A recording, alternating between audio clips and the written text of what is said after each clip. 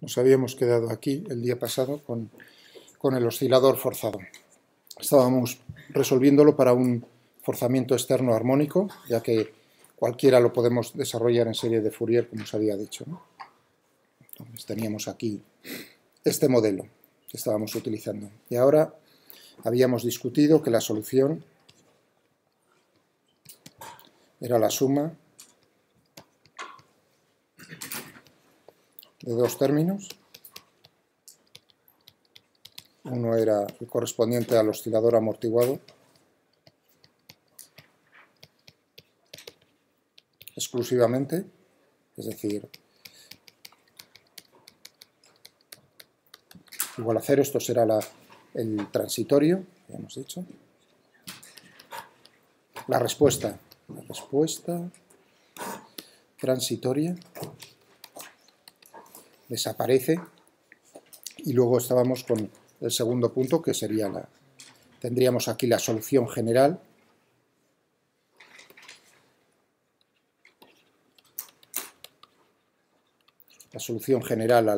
al oscilador amortiguado. Es decir, que tenemos en esa solución general tenemos dos parámetros a determinar. Luego tendríamos una solución particular de la ecuación no homogénea, es decir, con el término omega 0 cuadrado eta 0 coseno de omega t. Y esta es la respuesta que va, si una desaparece, una parte, la otra es la que va a quedar, que vamos a llamar la respuesta estacionaria. Ahora veremos por qué y cómo es las características. Entonces había llegado a deciros que vamos a probar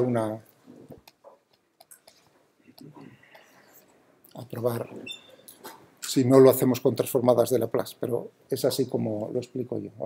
Vamos a probar porque tiene sentido físico, que es cómo será la respuesta que permanece. Pues se adapta naturalmente el oscilador a cómo le estás forzando, con qué frecuencia. Es decir, que probar con la misma frecuencia no es descabellado, sino todo lo contrario desde el punto de vista físico. Entonces vamos a probar justo una solución que sea en el espacio complejo,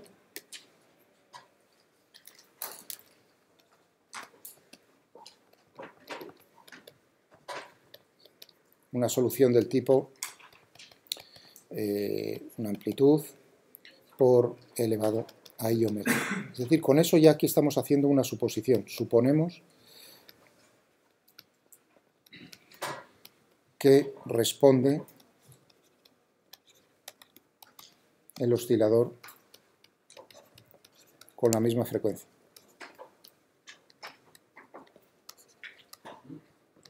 Frecuencia que el forzamiento externo que la va.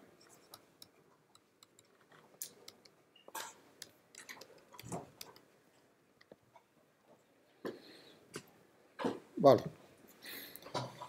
Necesitamos la derivada primera. Es decir, que aquí omega es un dato, lo que os dije. Es muy importante. Esto es un dato que nos dan en el problema. Lo que va a ser la incógnita es dato a la amplitud de la respuesta es la incógnita.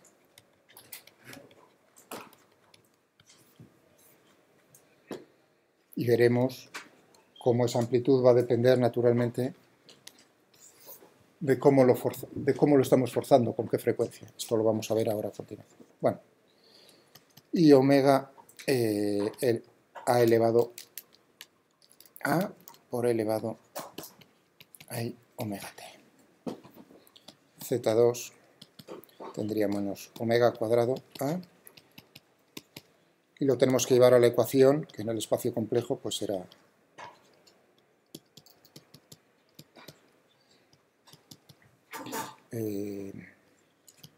omega 0 cuadrado eta 0 elevado a i omega t. Y vamos a ver si es posible que sea solución de eso. Sustituimos i omega a elevado a i omega t más gamma z punto, Lo he puesto mal. La de z 2 puntos. Menos omega cuadrado. Muy bien. Z punto, gamma z punto, i omega a por elevado a i omega t. Por a elevado a i omega t. Igual a omega 0 cuadrado, eta 0 elevado a i omega t. Si es solución, tiene que ser igual a eso. Entonces vamos a ver que se tiene, sacamos factor común, elevado a i omega t, tiene que ser solución para cualquier instante de tiempo, es decir que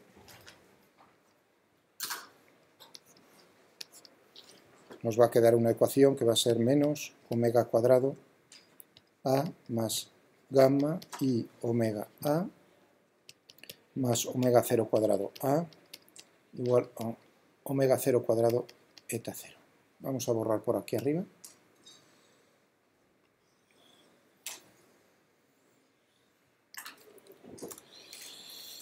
Y lo que tendremos, sacando factor común a,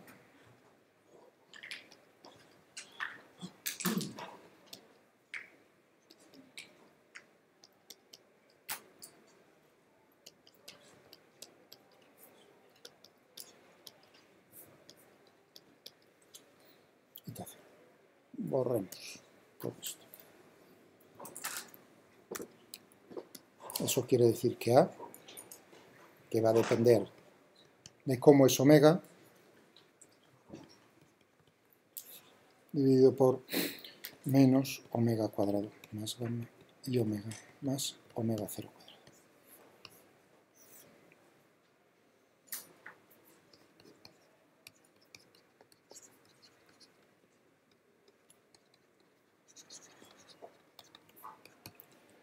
Fijaos que la solución, es decir, que puede ser solución en el espacio complejo, ya la tenemos. O sea, que puede ser y la amplitud tiene que cumplir que sea así. Y sabemos, como la ecuación diferencial es lineal, que la parte real va a ser solución de nuestra ecuación del movimiento real. Bueno, vamos a transformar un poco para ver mejor cuál es la solución. Esto es un número complejo, vamos a ponerlo en forma polar. Es decir, que tendremos que a que va a depender de omega, pues será una amplitud, vamos a ponerlo b.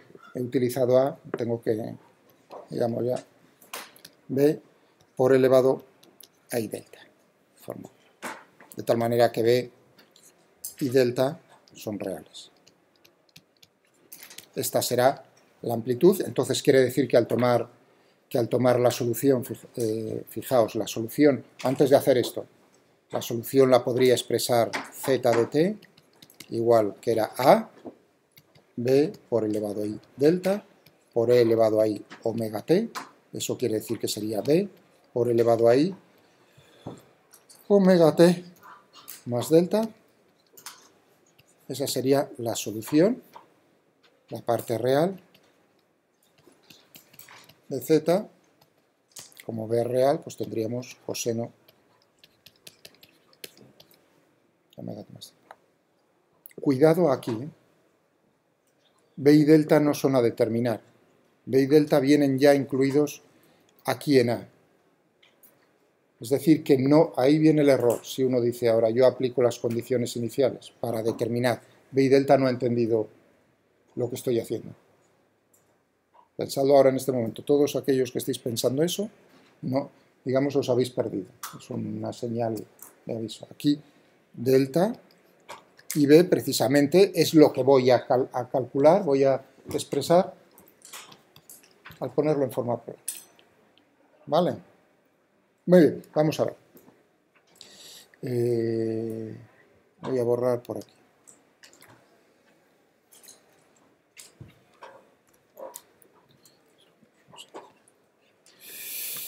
¿Qué tenemos? El módulo. Bueno, primero vamos a ponernos aquí una estrellita. Vamos a hacer por... ¿Qué podemos hacer aquí en el denominador? A ver, ¿qué tenemos? Tenemos la parte real, sería omega 0 cuadrado menos omega cuadrado, más i gamma omega, aquí tenemos que esto es real, eta 0. ¿De acuerdo? Es decir, que podemos multiplicarlo por el conjugado. Omega 0 cuadrado, eta 0.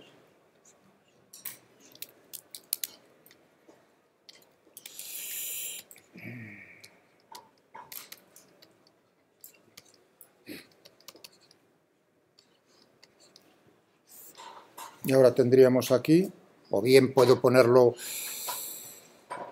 podría haber, o sea, ahí hay formas, o lo multiplico por el conjugado del denominador, o bien puedo ya decir cuál es, al ser esto número real, cuál es el módulo de esto y cuál es la fase. ¿Qué preferís? ¿Sí? ¿Perdón? ¿Qué he puesto? Has puesto omega cuadrado menos omega cuadrado arriba. Ah, omega 0, sí, bueno, eso es sí, un detalle poético. Bueno, de esa manera o como queráis. Aquí ponemos entonces módulo de 1, omega 0 cuadrado, ya que lo he hecho así, que me da. Al cuadrado, y aquí que tenemos gamma cuadrado, omega cuadrado, ya lo tenemos ahora, entonces tenemos, vamos a ver cuál es la parte real de todo este trasto. Tendremos la parte real, omega 0 cuadrado, eta 0,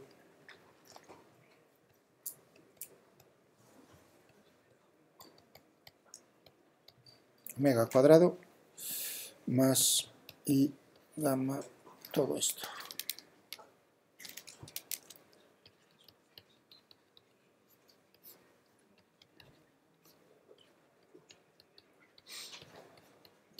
Sí.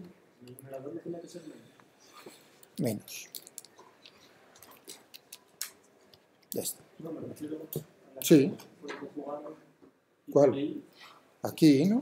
Lo tengo con i y con el i fuera este. Eso, cierto. Menos i, omega 0 cuadrado, eta 0 gamma. Que el i lo he sacado delante. Vale, ya lo tenemos ahí.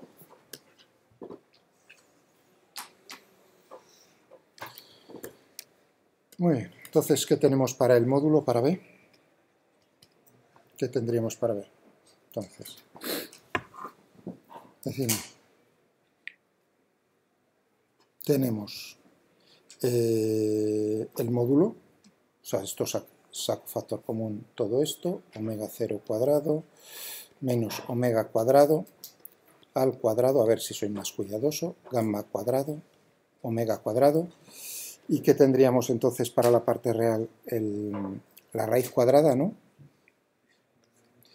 Del cuadrado de la parte real, omega 0 cuadrado, eta 0 cuadrado, bueno, eso lo podría haber dejado todo fuera.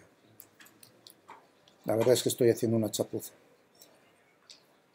Podría haber sacado aquí, es una chapuza. Es lo mismo que tenía antes, soy un chapucero. Entonces teníamos ahí, vamos a ver qué es lo que teníamos, aquí justo. O sea, tendríamos esto que es real y luego tendríamos nada más aquí omega 0 cuadrado menos omega cuadrado al cuadrado más gamma cuadrado, omega cuadrado, raíz cuadrada, ¿no? Un medio. Chapuza. Muy bien, eso quiere decir que tendríamos para B, fijaos que tengo lo mismo arriba y abajo, omega 0 cuadrado, chapa 0 total,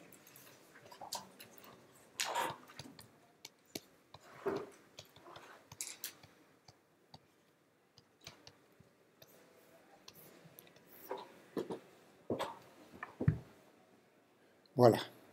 Y la tangente de delta, el desfase, que teníamos aquí z igual a b por elevado a i delta, que teníamos la parte imaginaria dividido por la parte real, que teníamos en la parte imaginaria, menos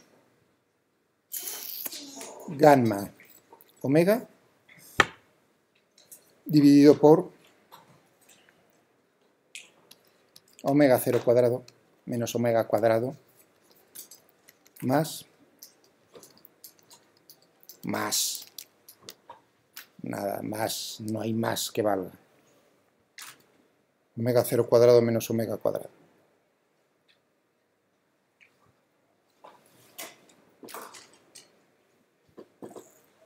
Dímelo al oído, ¿qué comentario es ese? Así también lo oigo yo. Sí, dime, que... ¿No? De acuerdo. Hombre, que me interesa. Si me interesa si lo has entendido o no. De acuerdo. Muy bien. Ya lo tenemos. ¿Vale? Es decir, que ahora tendremos x de t, y ahora tenemos x de t.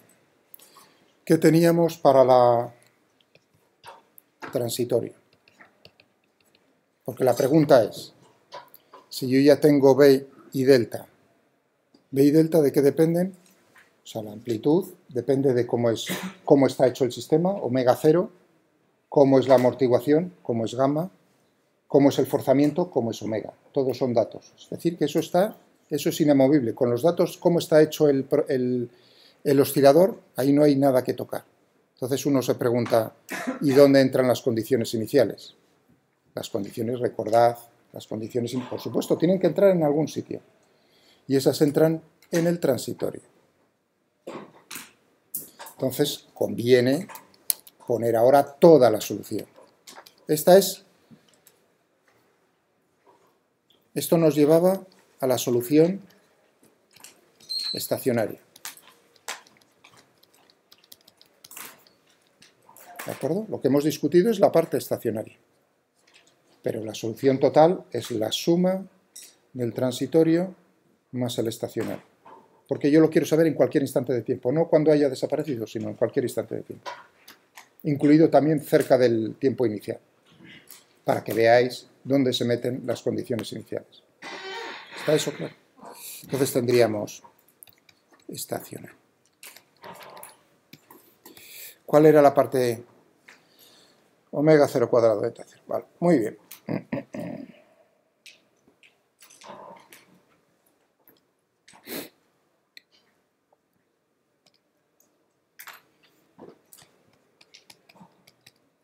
¿Cuál era el estacionario que teníamos? Si utilizo A otra vez, tengo que utilizar otra letra. C. Por elevado a menos gamma medios T.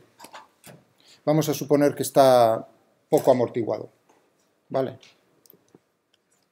Elevado a y omega prima por el tiempo. Más un delta no puedo poner delta si he utilizado delta ahí. ¿Qué letra utilizo?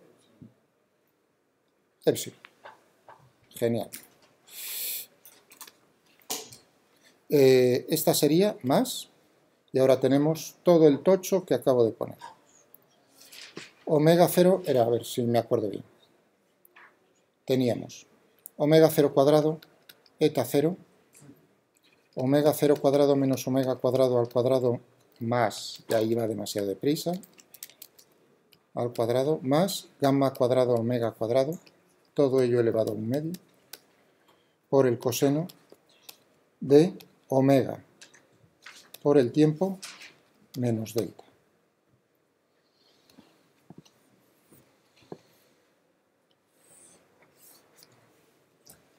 Esto es toda la solución. Delta lo acabo de poner en la pantalla anterior. La tangente de delta, habíamos dicho que era menos gamma, ¿no? Menos gamma omega dividido por omega 0 cuadrado menos omega cuadrado. Eso. O sea que eso no es que sea una incógnita. Entonces tenemos C, parámetros a determinar, C y epsilon. Estos los obtenemos con las condiciones iniciales del problema,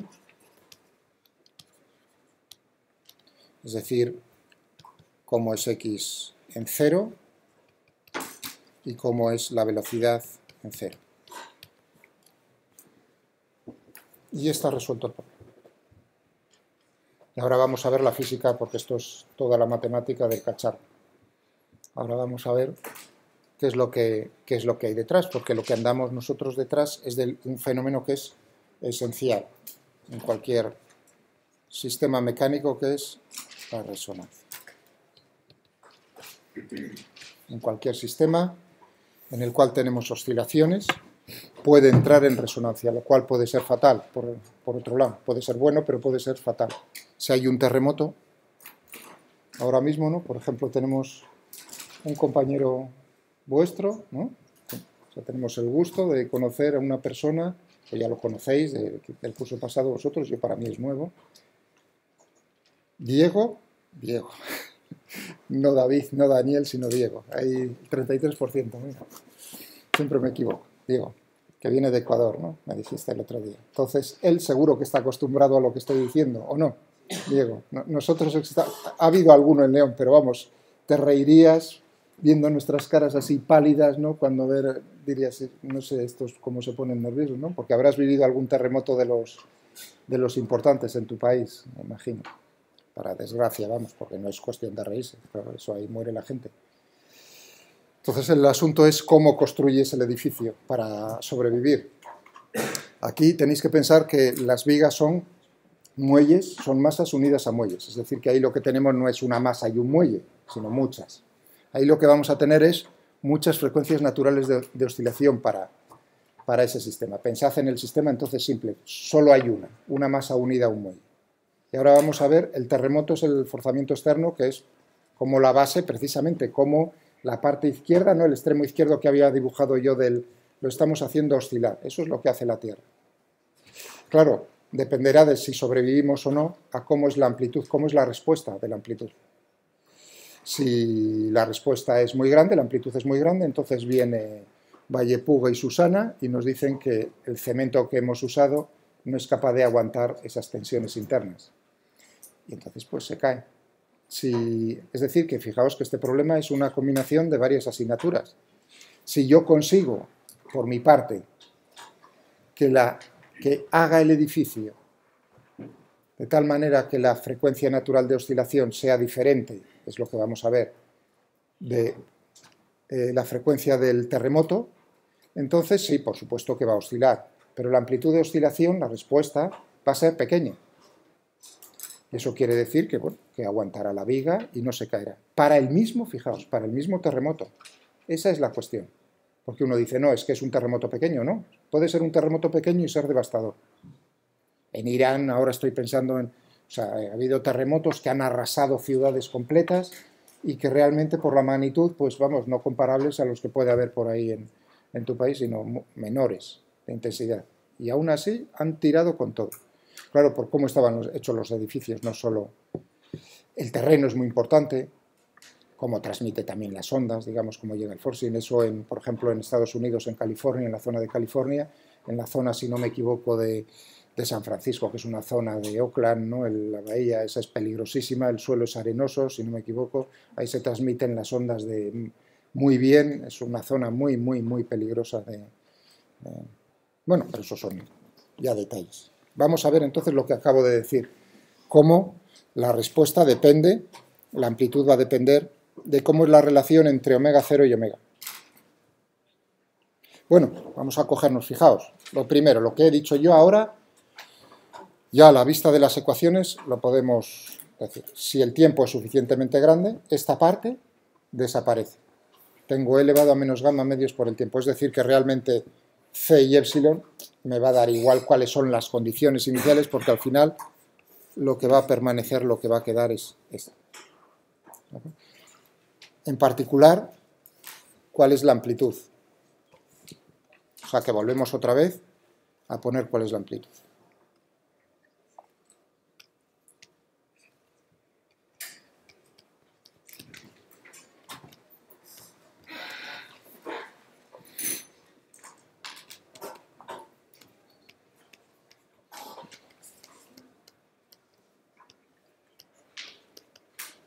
Y uno dice, bueno, veis, será tanto mayor cuanto menor sea el denominador.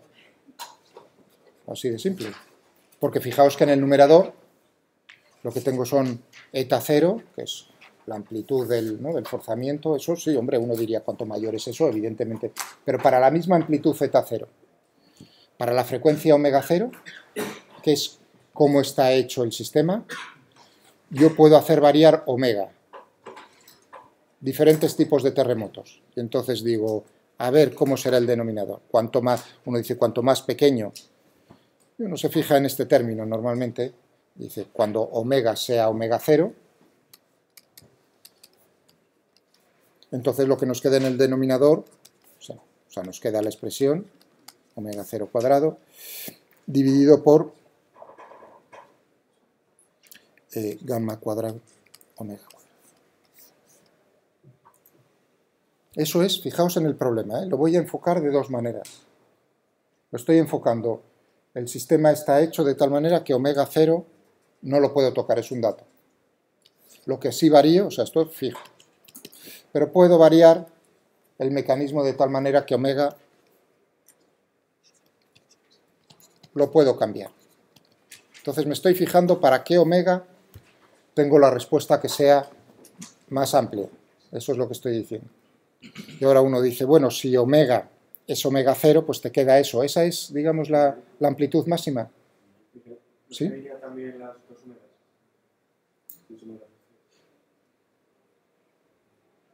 Bueno, aquí me quedaría así, omega 0. Sí, porque omega es omega 0. ¿Perdón? La raíz cuadrada.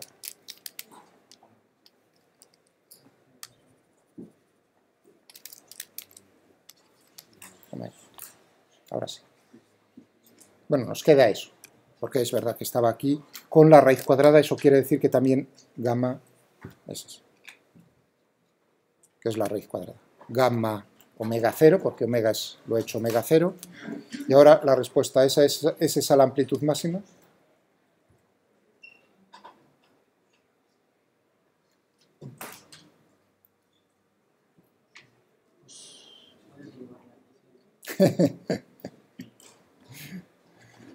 Efectivamente.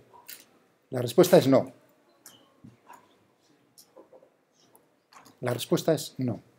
Sí, va a estar muy cerca. Y es justo, para estar muy seguros, él se ha cuidado mucho. Es decir, ¿para qué me voy a enrollar si lo que tengo que hacer es precisamente la derivada de b con respecto a omega igual a 0?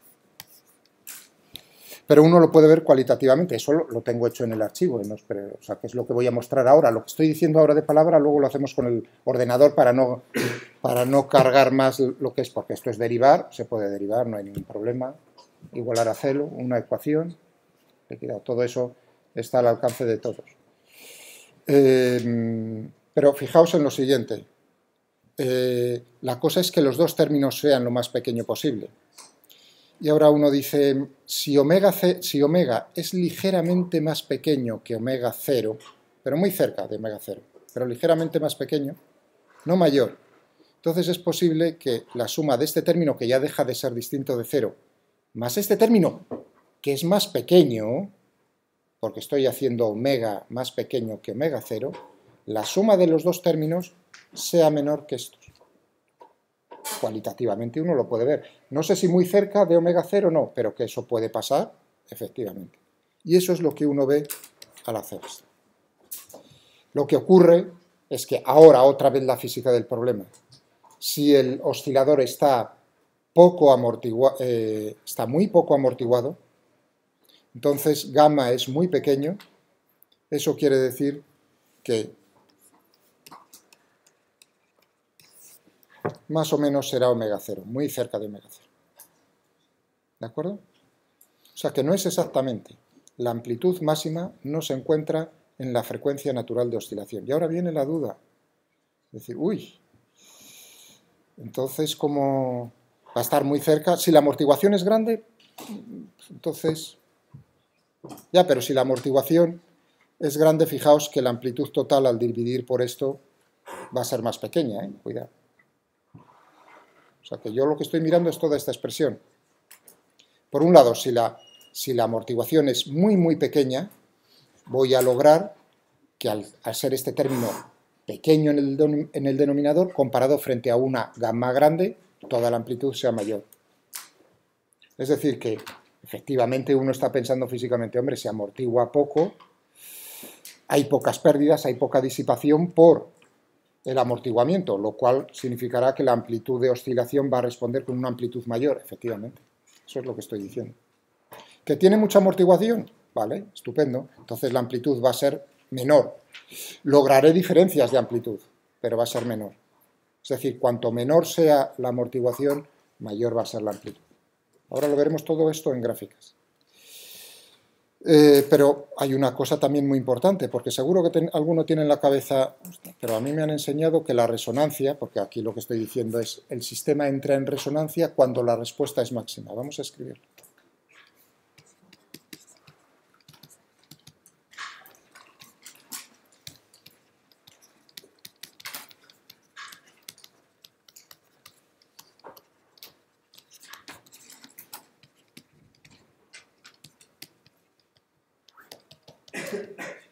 Cuando la respuesta es máxima, la amplitud es máxima. Y probablemente alguno sepa y tiene en la cabeza eso es cuando omega es igual a omega 0. Entonces uno se sorprende aquí al ver esto, decir, no es exactamente. Bueno, es que realmente en lo que se fija uno es en la potencia absorbida por el sistema. Entonces podemos hacer el cálculo y os mostraré ahora a continuación cómo será la potencia absorbida por el sistema. ¿Cómo podremos calcular eso, la potencia absorbida? Viendo el trabajo. Tengo el forcing externo, que es la fuerza, por el desplazamiento, por diferencial de R. Si lo divido por el tiempo, en un intervalo de tiempo, ese es el trabajo infinitesimal, entonces tendré la potencia instantánea, es decir, F por U. Simplemente tengo que hacer el producto escalar de F, la fuerza por la velocidad. Fijaos que como estamos en una dimensión, eso tiene el carácter vectorial, viene dado por los signos. Bla, bla. Esa sería la potencia instantánea. Más que la potencia instantánea, lo que más interesa es la potencia media. Entonces, la potencia media la calcularemos haciendo un promedio temporal de la potencia instantánea. ¿Entendéis lo que acabo de decir? Un promedio temporal. Es decir, que tendré que integrar... Todavía no, ¿eh? Vamos a ver.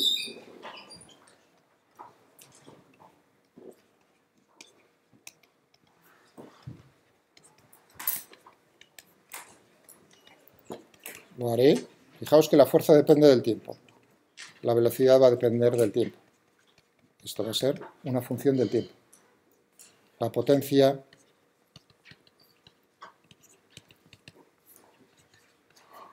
podemos ponerle la rayita o si queréis a verás o si queréis media, como queráis. A mí me da igual. Tendré que hacer en un tiempo t. ¿Cómo de largo? Pues suficiente para que tenga varias oscilaciones. ¿De acuerdo? Porque eso se repite, el movimiento.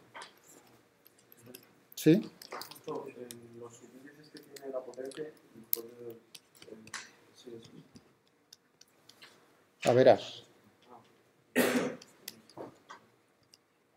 Min.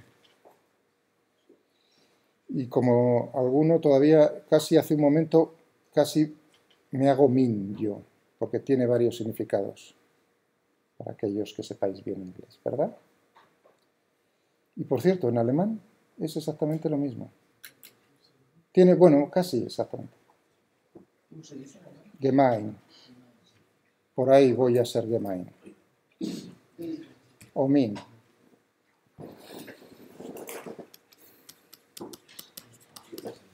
Desde un T hasta un T más T.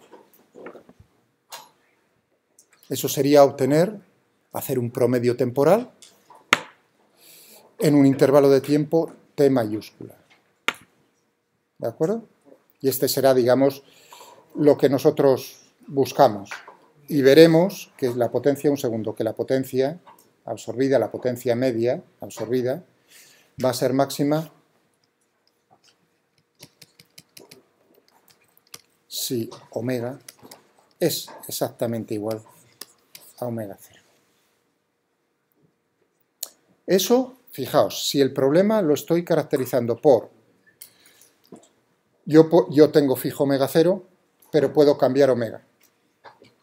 ¿Os habéis dado cuenta del punto de vista? Lo dije, pero el problema se puede ver desde otro punto de vista, que es, tú tienes el forzamiento externo que es fijo, omega es fijo, y tú puedes construir el muelle de diferentes maneras.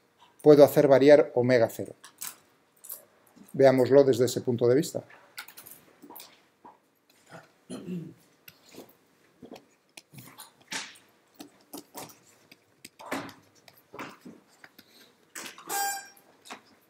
Del problema. Omega es fijo, el terremoto no lo puedo cambiar. Ahí viene exactamente el problema que os acabo de describir con los terremotos. Por desgracia, los terremotos no los podemos modificar. Depende de cómo está hecho no el terreno, realmente la roca, cómo es la zona esa de subducción. O sea, depende de cómo están, eso es geología, cómo están las placas una sobre otra montándose, si el movimiento es lateral, si el movimiento es muy frontal, qué profundidad, cómo es lo que tiene encima, todo eso determina que los terremotos, me imagino, ahí los geofísicos pues tienen, de todos los terremotos que han ocurrido en una zona, pues no siempre tienen la misma frecuencia. Pero bueno, son frecuencias características. Eso no lo puedes tocar. La Tierra es como es. Pero sí, lo que tú puedes tocar es al arquitecto y sacudirle en el cabezorro o al ingeniero, que es lo que me está dando ganas. Y decir, tú puedes modificar la longitud de las vigas. Así de simple. La longitud, con cambiar la longitud de las vigas, puedes conseguir salvar vidas. Con el mismo material, es decir, sin ser... Tú puedes tener un cemento de lo más exquisito que te puedes encontrar y aún así tu edificio se va a venir abajo. O sea, que no es una cuestión de lo que estáis pensando, a lo mejor de mala manera, que en esos países seguro que están, ¿no? Bueno, solo miremos primero lo nuestro, que tenemos suficiente mierda nosotros con lo nuestro. Y va a decir, no, en absoluto, pueden haber utilizado un material perfecto, es decir, no se han metido nada por detrás de dinero, no han ahorrado, no se han quedado con él, y aún así el edificio se viene abajo. ¿Por qué? Porque el ingeniero es un chapuzas. ¿Está claro? Es decir, que no ha analizado cuáles son las frecuencias naturales de oscilación de su edificio. Él tiene en sus manos diseñarlo. Él tiene en sus manos diseñar cuál es el área de la sección transversal, cuál es la longitud de las vigas, pongo las columnas más cerca o más lejos unas de otras. Eso es lo que hace, es precisamente cambiar la frecuencia natural de oscilación. Y lo que uno quiere precisamente es que no se parezcan. Es decir, ahora estamos en ese punto de vista. Yo puedo tocar omega 0. Vale, pues vuelvo a escribir la misma expresión. Teníamos B, eta 0, omega 0 al cuadrado. Y que teníamos aquí en omega 0 cuadrado menos omega cuadrado al cuadrado más gamma cuadrado omega cuadrado elevado a 1/2. Y ahora fijémonos otra vez en esto. Ahora uno dice, ¿cuándo será? Ya esto no lo puedo tocar. Lo que puedo tocar es esto. ¿Cuándo tendré el denominador que sea lo más pequeño posible? ¿Cuándo? Bueno, estoy con la amplitud, luego vamos con el desfase. ¿De acuerdo? Pero lo importante es la amplitud de la respuesta. Ahora veremos qué ocurre cuando tenemos esas características, no te preocupes. O sea que la tangente de delta también la vamos a coger. Si lo que estaba desde este punto de vista, entonces, ¿cuándo tendremos que B es máximo? Lo tendremos cuando omega 0 es igual a omega. Ahí. Entonces, o lo ve uno desde ese punto de vista o del otro. En ambos casos se parece la cosa, pero no es exactamente lo mismo. ¿Vale? Bien, acaba de decir vuestro compañero, lo de qué ocurre con el desfase.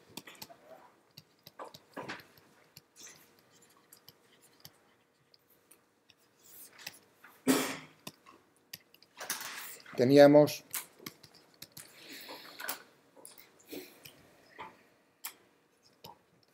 gamma omega